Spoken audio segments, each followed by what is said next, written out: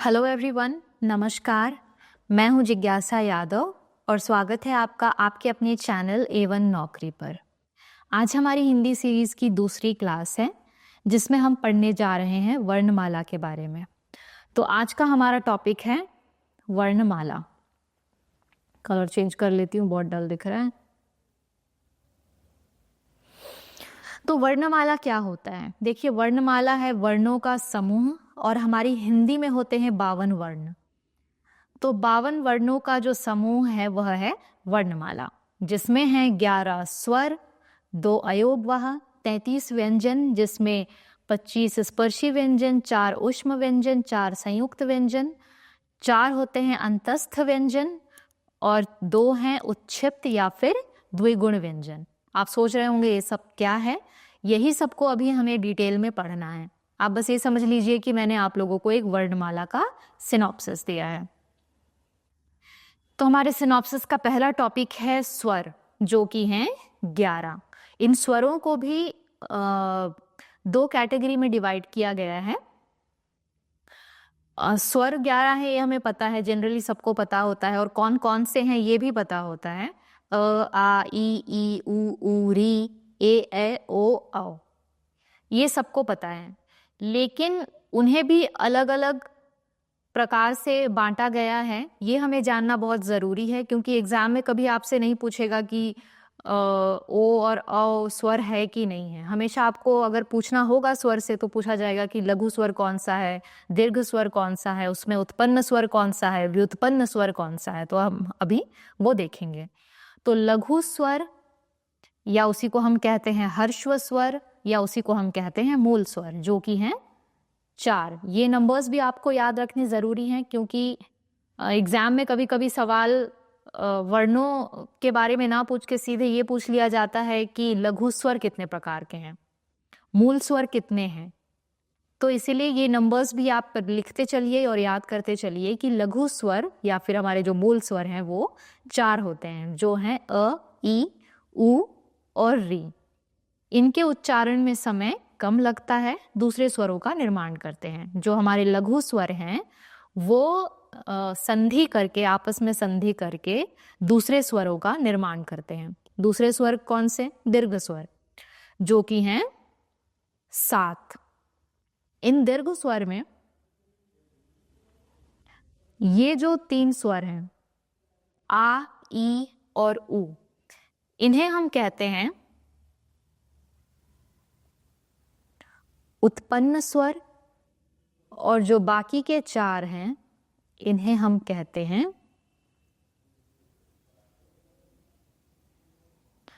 व्युत्पन्न स्वर, या इन्हें ही हम कहते हैं, व्युत्पन्न स्वरों को ही,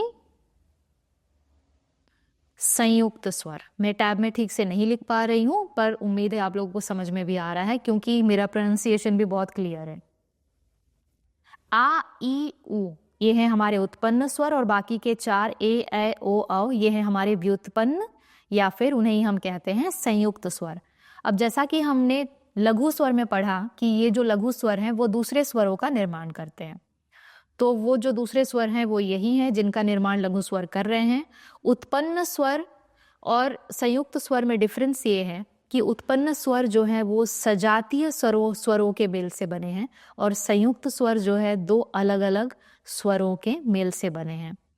मतलब उत्पन्न स्वर एक जैसे स्वरों के मेल से, ये हम संधि में भी पढ़ेंगे, लेकिन यहाँ पर भी मैं आप लोगों को थोड़ा बहुत आइडिया हो जाएगा, मैं बता देती हूँ। जैसे आ है, आ का निर्माण अ और अ के मिलने से हुआ है, या फिर आ और अ, या अ और आ, या आ और आ, ये सब एक जैसे स्वर हैं, है ना। अ और आ जो है एक तरह के स्वर हैं, इसलिए इन्हें सजातीय स्वर कहा गया है, और इन सजातीय स्वरों के मेल से जो है उत्पन्न स्वरों का निर्माण हुआ है। सेम ऐसा ही हम ई के लिए भी लिखेंगे। आप लोग लिख लीजिएगा, ई, या छोटी ई, या बड़ी ई छोटी ई, या फिर बड़ी ई और बड़ी ई, मैं ऐसी बहुत रफली लिख रही हूँ, आप लोगों को अच्छे से लिखना है। और ऊ का भी सेम है, छोटी ऊ या बड़ी ऊ बड़ी ऊ छोटी ऊ, या छोटी ऊ और बड़ी ऊ।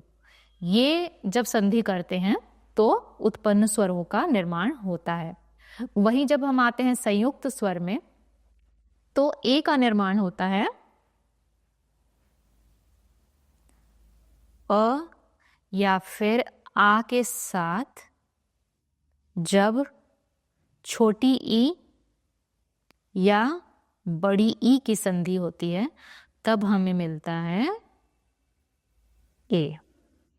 वैसे ही जब ए की बात आए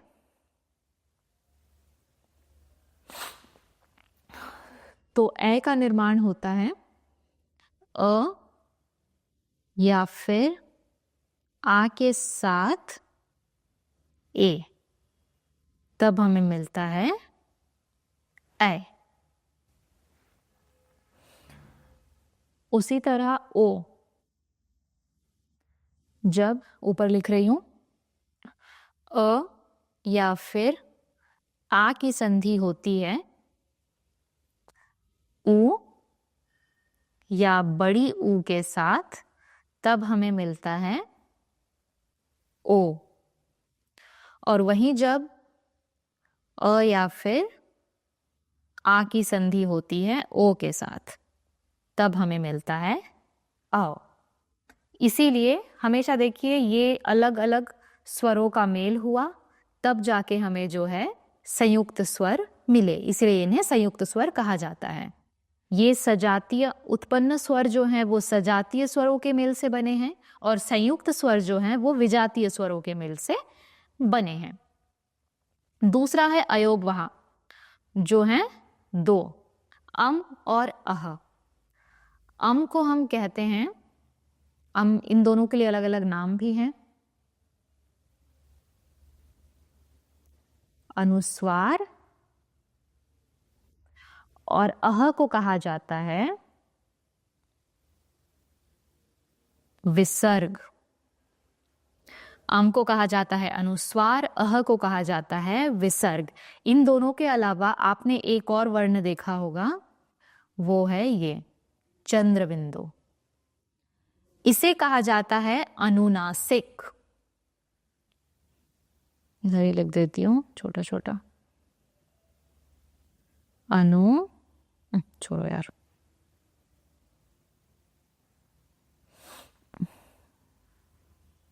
अनुनासिक। अनुनासिक और अनुस्वार में डिफरेंस ये है, बहुत लोगों को लगता होगा कि ये दोनों सेम चीजें हैं, मगर बहुत अलग हैं। अगर जो अनुस्वार है वो एक, उसको हम वर्ण के रूप में लिख सकते हैं, लेकिन हम अनुनासिक को कभी भी एक वर्ण के रूप में नहीं लिख सकते। आप लोगों को एग्जाम्पल देके मैं समझा रही हूं। जैसे मुझे लिखना है नंदन, ये हो गया नंदन, तो नंदन में जो ये अम की बिंदु है उसे मैं एक वर्ण बना सकती हूँ और मैं इस तरह से नंदन लिख सकती हूँ। लेकिन जब अनुनासिक की बात आती है, जैसे कि मैंने लिखा है गांव, तो कभी भी मैं गांव को ऐसे नहीं लिख सकती। अनुनासिक कभी भी एक वर्ण के रूप में नहीं लिखा जाएगा। ये फर्क होता है अनुनासिक और अनुस्वार में। तो देखते हैं जो अयोग वहा है हमारे अनुस्वार और विसर्ग, संधि में केवल एक पक्ष से भाग लेते हैं। जब हम संधि पढ़ेंगे तो आप देखेंगे कि कहीं पर भी अनुस्वार और विसर्ग जो हैं दो पक्षों से भाग नहीं लेंगे। वो हमेशा या तो आपको लेफ्ट साइड में मिलेंगे या तो आपको राइट साइड में मिलेंगे, कभी भी दोनों तरफ नहीं दिखेंगे। स्वर तथा व्यंजन दोनों की तरह व्यवहार करते हैं। ठीक है, अनुस्वार और विसर्ग जो है स्वर तथा व्यंजन दोनों की ही तरह व्यवहार करते हैं। फिर हम आते हैं व्यंजन में। व्यंजन में है सबसे पहला स्पर्शी व्यंजन, जो कि है 25। 25 स्पर्शी व्यंजन इसलिए कहा गया है क्योंकि जब हम उन 25 वर्णों को या व्यंजनों को हम उच्चारित करते हैं, उनका उच्चारण करते हैं, तो वो हमने जब हम प्रीलिम्स का पेपर सॉल्व कर रहे थे तब हमने एक सवाल देखा था उच्चारण स्थान को लेकर। मैंने वहाँ पर एक छोटा सा आपको कुछ समझाया भी था, इतना मुझे याद है, और वही आज हम डिटेल में पढ़ने जा रहे हैं। उच्चारण स्थान होता है, जब हम अपने मुख से उच्चारण करते हैं तो मुख का कोई ना कोई हिस्सा किसी ना किसी वर्ण को लेते वक्त उस पर जोर ज्यादा पड़ता है। जैसे कि जब मैं क वर्ग के वर्णों का उच्चारण कर रही हूँ, क ख ग घ ण, तब मेरे कंठ में, है ना, ऐसा लग रहा है कि कंठ से आवाज आ रही है, मेरे कंठ में जोर पड़ रहा है। इसीलिए इन व्यंजनों को जो है वो कंठव्य व्यंजनों में रखा गया है। कंठव्य वर्ण है वो।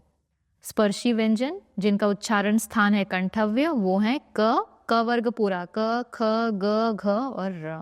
वैसे ही तालव्य, इनका उच्चारण स्थान च छ ज झ य, इन वर्णों का जो उच्चारण स्थान है वो होता है तालु, इसीलिए इन्हें तालव्य वर्ण भी कहा जाता है। ठीक है। मूर्धा या फिर दंत मूल, उसमें आते हैं ट ठ ड ढ ड़। दंतव्य त थ द ध न। दंत से ही पता चल रहा है कि ये त थ द ध न जब भी आपने बोला, ऐसा एक बार भी नहीं हुआ कि आपकी जिब आपके दांतों से ना टकराई हो, इसीलिए इन्हें दंतव्य व्यंजन कहा जाता है या दंतव्य वर्ण। उसी तरह है ओष्ठ, ये इनका उच्चारण स्थान है।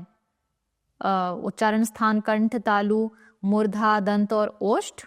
और ये इनके नंबर्स हैं, पहले स्थान में ये सारे, दूसरे स्थान में ये, तीसरा ये, चौथा ये, पांचवा ये। ओष्ठ में है प फ ब भ म, इसमें हमने बिल्कुल अपने होठों का इस्तेमाल किया, इसलिए इन वर्णों को ओष्ठ, इनका उच्चारण स्थान क्या है, ओष्ठ। इनके अलावा भी, हालांकि हम व्यंजन पढ़ रहे हैं स्पर्शी व्यंजन, लेकिन इनके अलावा भी जितने वर्ण हैं सबका कोई ना कोई उच्चारण स्थान होता है। वो अलग से पढ़ने की जगह हम अभी ही पढ़ लेते हैं, क्योंकि अब उच्चारण स्थान पढ़ ही रहे हैं। जब कंठ, क वर्ग पूरा आता है, ये हमें पता है।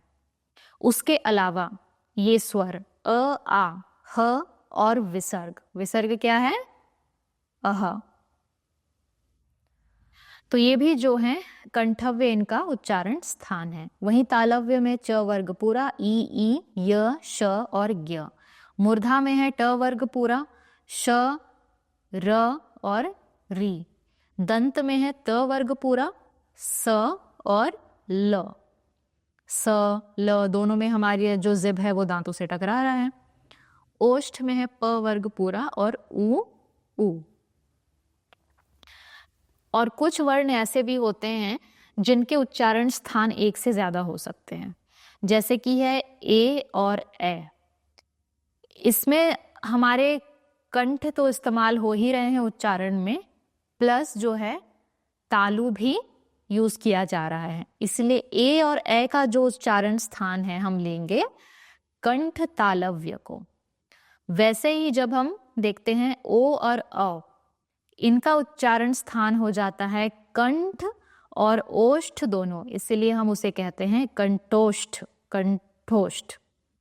फिर आता है व के लिए है दंतोष्ठ, दंत और ओष्ठ दोनों, दंतोष्ठ।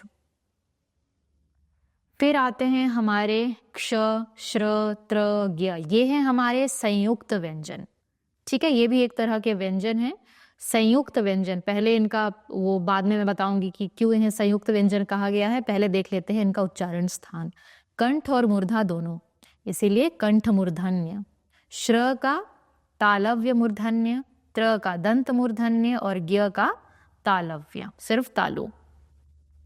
अब मैं बताती हूँ कि इन्हें संयुक्त व्यंजन, ये आप लिख लीजिए कि ये जो चारों हैं वो हैं संयुक्त व्यंजन।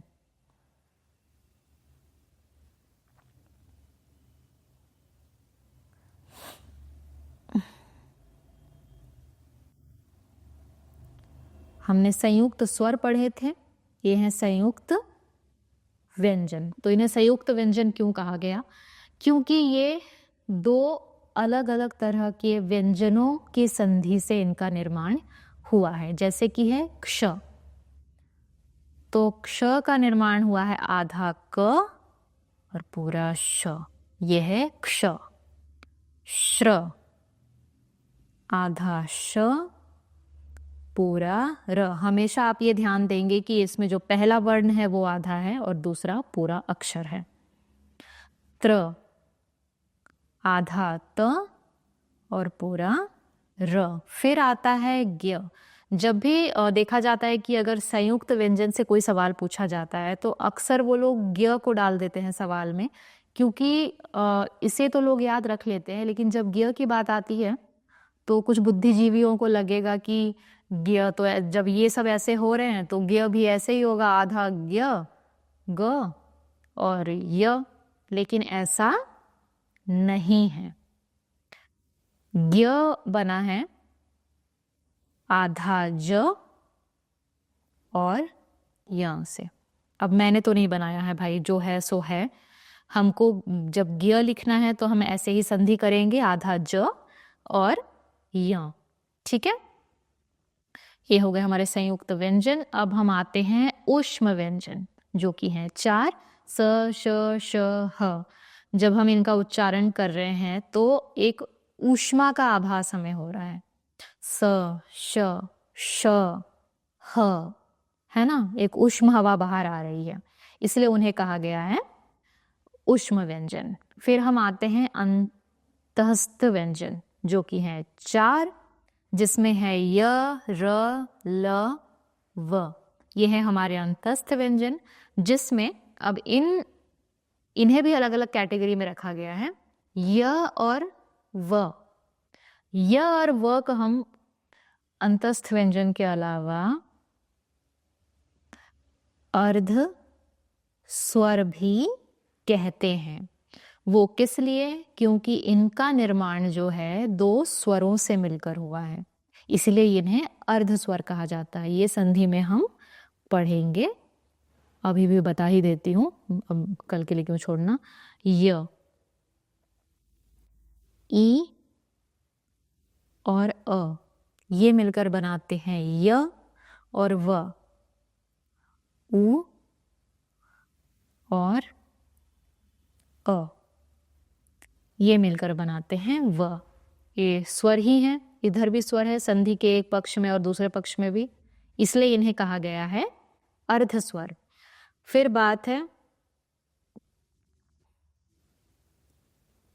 र की, तो र को कहा गया है लुंठित। ये थोड़ा लाइट कलर हो गया, आप लोग समझ जाइएगा। लुंठित वर्ण, ये है हमारा लुंठित वर्ण या लुंठित व्यंजन।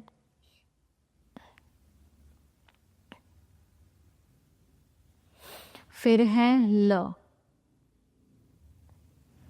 ल होता है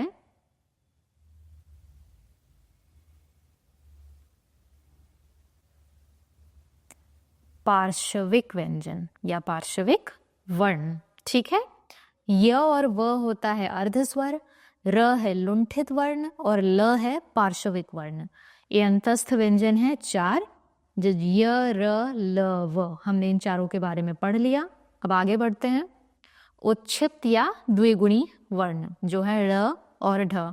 ये जब हमने स्पर्शी व्यंजन पढ़े 25, तो उसमें हमें ये नहीं दिखे, है ना। हमारे पास ड़ है, ढ है, लेकिन ड़ और ढ नहीं है। तो ये है हमारे उच्छिप्त या द्विगुणी वर्ण। फिर हम आते हैं अल्प प्राण व्यंजन। 1, 3, 5 ये लिखा हुआ है, आप सोच रहे होंगे ये क्या है। ये है उच्चारण स्थान, उच्चारण स्थान नहीं, सॉरी, ये है हमारे व्यंजनों के स्थान। 1, 3, 4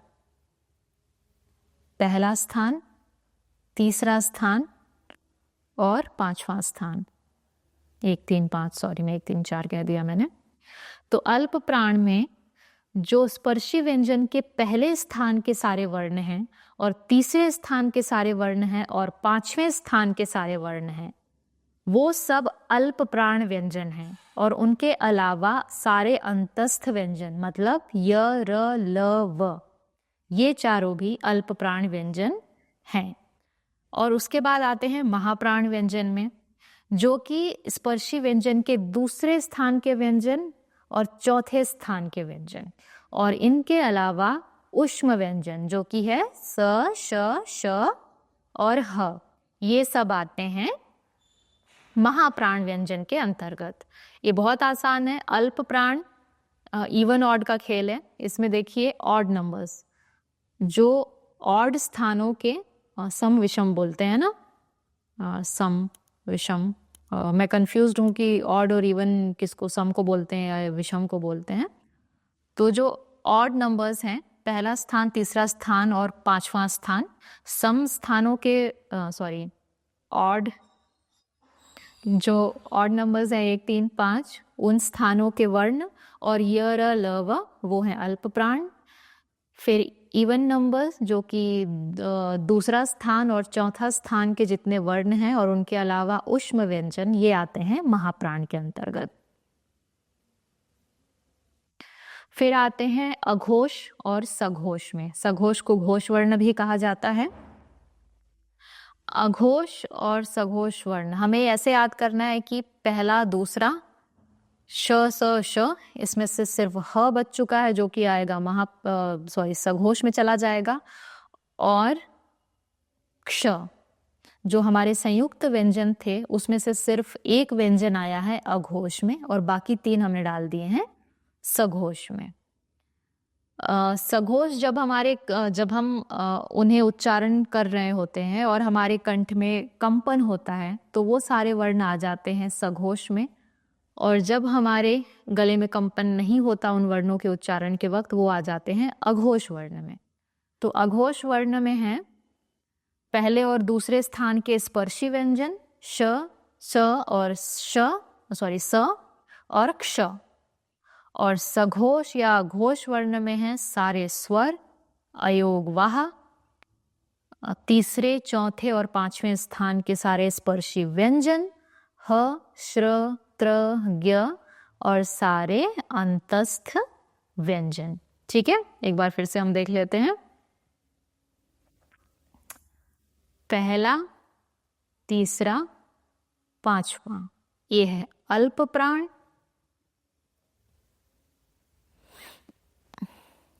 दूसरा और चौथा ये है महाप्राण, मतलब ख, छ, ठ, थ, फ, घ, झ, ढ़, ध, भ, ये सारे हैं।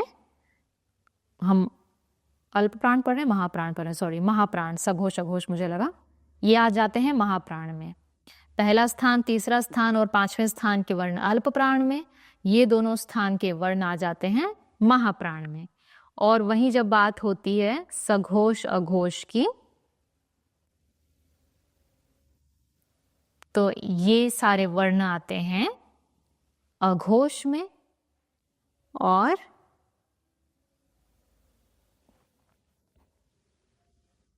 ये सारे वर्ण आ जाते हैं सघोष या घोष वर्णों में। ये सब आपको याद रखना है। फिर है स्वरों का वर्गीकरण। पहला है मात्रा के आधार पर स्वरों का वर्गीकरण। मात्राओं के आधार पर 3 प्रकार से स्वरों का वर्गीकरण किया गया है। पहले तो मैं बता दूं कि हिंदी में सिर्फ 2 प्रकार की मात्राएं होती हैं, एक लघु स्वर या हर्षव स्वर, लघु मात्रा या उसी को हम कहते हैं हर्षव मात्रा, या और दूसरा है गुरु मात्रा। ठीक है, तीसरा, लेकिन संस्कृत में एक तीसरी मात्रा भी होती है जिसे हम कहते हैं प्लुप्त मात्रा, लेकिन हिंदी में हम सिर्फ 2 प्रकार की मात्राएं लेते हैं। लेकिन यहाँ पर लिखा हुआ है मात्राओं के आधार पर स्वरों का वर्गीकरण, हम यहाँ पर स्वर देख रहे हैं। तो हर्ष स्वर क्या था हमने पढ़ लिया। पहले तो मात्रा के आधार पर 3 प्रकार, ये आपको याद रखना है। हर्ष स्वर क्या कौन कौन सा था हमें पता है, हम पढ़ चुके हैं। दीर्घ स्वर भी हम पढ़ चुके हैं। ठीक है, उत्पन्न और व्युत्पन्न स्वर जो दीर्घ स्वर थे। फिर है एक प्लुप्त स्वर जिसे हम ये एस की तरह लिखते हैं। इसके कुछ एग्जाम्पल्स मैं आपको देके समझाती हूँ। ये मैंने लिखा राम, ये है राम, लेकिन अब मुझे बोलना है राम। ठीक है, तब ये होगा प्लुप्त स्वर या मात्रा राम। ठीक है, प्लुप्त स्वर को एस की तरह लिखा जाता है, एक मात्रा है। और जब हम आ की मात्रा को एक तरह से हम बड़ा कर रहे होते हैं तब हम ये मात्रा का इस्तेमाल करते हैं। जैसे कि एक और एग्जाम्पल ले लीजिए, ओम। ये हो गया ओम, लेकिन अब मुझे बोलना है ओम। ठीक है, जब हम मंत्र उच्चारण, हम मेडिटेशन के लिए बैठते हैं, हम ओम उच्चारण करते हैं तो हम ओम ओम ओम नहीं बोलते ना, हम ओम ओम ऐसे बोलते हैं। तो तब इसे इस तरह से लिखा जाता है, ओम। वो ड नहीं है, वो एस की तरह लिखा गया है। ठीक है, ओम। जितना लंबा हमारा, जैसे कि अब मैं ओम, ये मैं करती हूँ। ठीक है, ओम। समझ में आ गया होगा प्लुप्त स्वर या प्लुप्त मात्रा क्या है। तो मात्रा के आधार पर 3 प्रकार से स्वरों का वर्गीकरण है। फिर दूसरा है हमारा जिभ के प्रयोग के आधार पर। जिभ के प्रयोग के आधार पर 3 प्रकार से वर्गीकरण किया गया है स्वरों का, अग्र स्वर, मध्य स्वर और पश्च स्वर। जब हम अ बोलते हैं तो हमारा जो जिभ है वो मध्य में रहता है, इसलिए अ को जो है मध्य स्वर कहा गया है। फिर हम आते हैं आ में, तो आ जो है हमारे जिभ के पीछे से उच्चारित हो रहा है ना। हमारा जो जिभ है, हमारी जो जुबान है वो पीछे की तरफ रहती है, इसलिए आ को रखा गया है पश्च स्वर में। उसके बाद ई ए वो है अग्र स्वर, और उ ओ अ इन्हें भी रखा गया है पश्च स्वर में। आप ऐसे देख लीजिए, मध्य में पहले अ, फिर आ नीचे, उसके बाद 2-2 करके स्वरों को बांट लीजिए ऊपर और नीचे, अ आ ई उ ओ सॉरी उ ए ओ आ। ठीक है, अ आ, फिर 2 स्वर नीचे, 2 स्वर ऊपर, 2 स्वर नीचे, 2 स्वर ऊपर, 2 स्वर नीचे। फिर नेक्स्ट है हमारा होठों की स्थिति के आधार पर 2 प्रकार, एक है अवर्तुल और एक है वर्तुल। अवर्तुल जिसमें हमारे होठ जो है उच्चारण के वक्त गोल नहीं होते, और वर्तुल जिसमें जिन वर्णों के या स्वरों के उच्चारण के वक्त हमारे होठ गोल होते हैं। तो इसमें है अवर्तुल में अ आ ई ए जिसमें हमारे होठ गोल नहीं हुए उच्चारण के समय। वही है वर्तुल जिसके उच्चारण के समय हमारे होठ गोल हो रहे हैं, उ ओ अ। ठीक है, जब ऐसा कोई क्वेश्चन आए तो आप उच्चारण करके देख लीजिएगा, उसके बाद ही आंसर लिखिएगा। मुखाकृति के आधार पर 4 प्रकार, विवृत, अर्धविवृत, अर्ध संवृत और संवृत। विवृत मतलब पूरा खुला, अर्धविवृत मतलब आधा खुला, अर्ध संवृत मतलब थोड़ा बंद, और संवृत मतलब लगभग बंद। एकदम मैं पूरा एकदम मुंह क्लोज करके बात करने की बात नहीं कर रही हूँ, मगर लगभग बंद। तो विवृत है आ में हमारा मुंह पूरा खुल रहा है, इसलिए वह है विवृत, विवृत स्वर। अ ए और अ, ये है अर्धविवृत स्वर, अ ए अ। ठीक है, इसमें भी आधा खुला ही है ना मुंह, आ के जितना नहीं मगर उससे थोड़ा सा कम। अर्ध संवृत, इसमें हमारा मुंह जो है वो आधा बंद होगा, जिसमें है ए और ओ। इसमें हमें ज्यादा मुंह खोलने की आवश्यकता नहीं पड़ रही है, इसलिए इन स्वरों को जो है अर्ध संवृत की कैटेगरी में रखा गया है। फिर है संवृत, ई उ। इसमें ज्यादा हमारे मुंह को मेहनत करने की जरूरत नहीं पड़ रही है, लगभग हमारा मुंह बंद है, लगभग। हाँ, ये हमने स्वरों का वर्गीकरण पढ़ लिया। अब आप सोच रहे होंगे कि व्यंजनों का वर्गीकरण तो हमने पढ़ा ही नहीं। जो इसके पहले हमने पढ़ा वो सारे व्यंजन का ही था, व्यंजनों का ही वर्गीकरण था, जिसमें हमने स्पर्शी व्यंजनों के बारे में पढ़ा, स्पर्शी व्यंजनों के उच्चारण स्थान के बारे में पढ़ा, और जब हम उच्चारण स्थान पढ़ ही रहे थे तो हमने बाकी वर्णों के भी उच्चारण स्थान पढ़ लिए जो आपको याद रखना है। उसके बाद हमने ये संयुक्त व्यंजन पढ़ा, ऊष्म व्यंजन पढ़ा, अंतस्थ व्यंजन पढ़ा, उत्क्षिप्त या द्विगुणी व्यंजन हमने पढ़ा, अल्प प्राण, महाप्राण, अघोष, सघोष, हमने सब कवर कर लिया है और स्वर भी पूरा हो चुका है। फिर है परीक्षा की दृष्टिकोण से कुछ महत्वपूर्ण वर्ण, ये आपको याद रखना है। इसमें से आधा से ज्यादा मैं आप लोगों को पहले ही पढ़ा के बता चुकी हूँ, तो बहुत कम ही चीजें हैं जो आप लोगों को याद रखनी है, इसमें याद करने की जरूरत पड़ेगी। पहला है स्पर्शी संघर्षी व्यंजन। ठीक है, हमने स्पर्शी व्यंजन पढ़े, लेकिन स्पर्शी संघर्षी व्यंजन वो कितने हैं? ये 4 हैं, च, छ, ज और झ। देखते हैं हमारे टेबल के कहाँ पर ये आ रहे हैं चारों। ये मिल गए, ये हैं स्पर्शी संघर्षी। ठीक है, इनके अलावा मैं एक और चीज आपको बता देती हूँ। ये 5, ये जो 5वें स्थान के व्यंजन हैं, इन 5 को कहा जाता है नासिक्य व्यंजन, क्योंकि इनका उच्चारण जब हम कर रहे होते हैं ना, तो हमारे नाक से आवाज आती है ड़, य, ड़, न, म। तो इसीलिए इन्हें जो है, इन 5 वर्णों को नासिक्य व्यंजन कहा गया है। 5वें स्थान के, आप हमेशा याद रखेंगे, स्पर्शी व्यंजन के 5वें स्थान के जितने वर्ण हैं उन्हें नासिक्य व्यंजन कहा गया है। ठीक, ये हो गया स्पर्शी संघर्षी। उनके अलावा है संघर्षी व्यंजन, जो है फ, व, स, श, ह।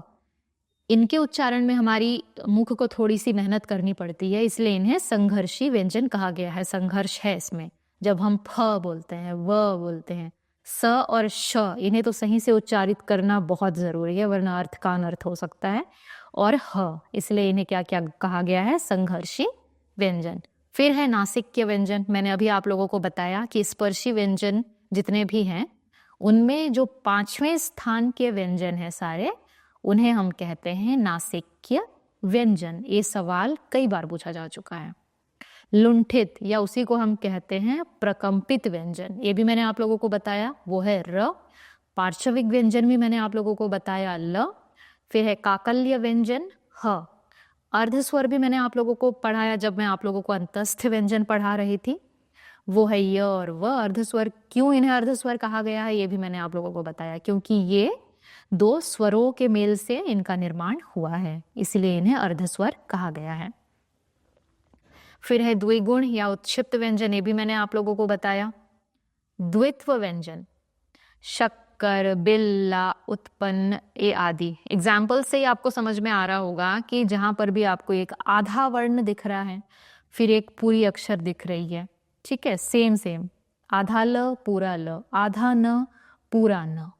जब भी ऐसे शब्द आपको दिए जाएं, ये भी एग्जाम में आ चुका है, जब भी ऐसे शब्द आपको दिए जाएं तो उसमें आप क्या लगाएंगे? द्वित्व व्यंजन। ठीक है, उसके बाद है आगत व्यंजन। ये जो है मैं बता दूं हमारी वर्णमाला में नहीं है, लेकिन हमारी हिंदी वर्णमाला ऐसी है कि हम उसमें ऐसी कोई ध्वनि बची ही नहीं है जो हम बोल पाएं और लिख ना पाएं। ठीक है, कोई भ्रम की उसमें गुंजाइश ही नहीं होती है हिंदी वर्णमाला में। इतने सारे वर्ण हैं, 52 वर्ण पूरे।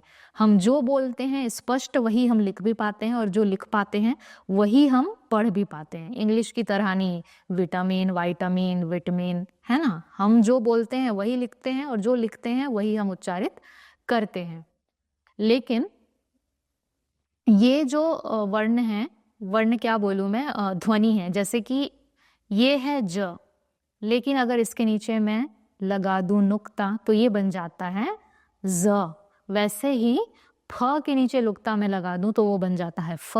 ख के नीचे मैं नुक्ता लगा दूं तो वो बन जाता है ख। इसके एग्जाम्पल है, ये मैंने लिखा, ये हो गया आजाद, लेकिन अगर मैंने यही नुक्ता लगा दिया तो ये हो जाता है आजाद।